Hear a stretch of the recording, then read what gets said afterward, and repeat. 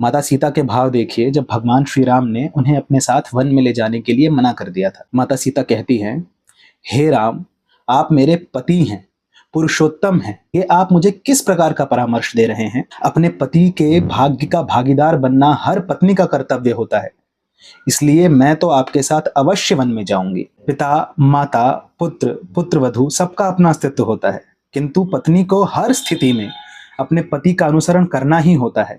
आपकी शरण छोड़कर मैं किसी अन्य की शरण ग्रहण नहीं कर सकती, स्वयं की भी नहीं।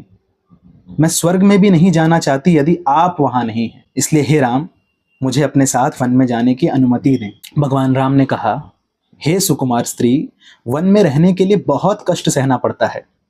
वहां पर कोमल शैया नहीं होगी जिस पे तुम विश्राम कर सको, तुम्हें पत्तों पे विश्राम करना पड़ेगा। वहां पर खाने के लिए सिर्फ कंदमूल होंगे।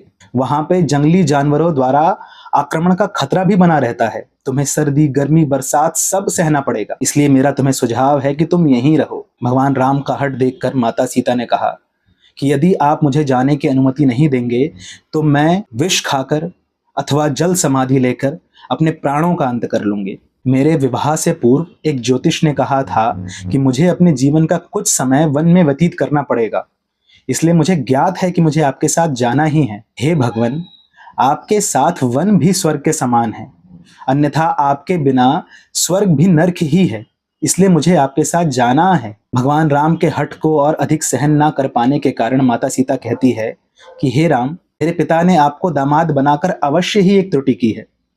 आप उस स्त्री का परित्याग कैसे कर सकते हैं जिसने किशोरा अवस्था में आने से पूर्व ही आपको अपना पति स्वीकार कर लिया हो? यदि आप मुझे नहीं ले जाना चाहते, ये आपका चुनाव है, किंतु मैं स्वतंत्र हूं अपने जीवन को, अपने प्राण को नष्ट करने के लिए। जब भगवान राम ने माता सीता का ये हठ देखा, उनके प्रति प्रेम देखा, उनके प्रति ये समर्पण देखा, तो वो पिघल गए।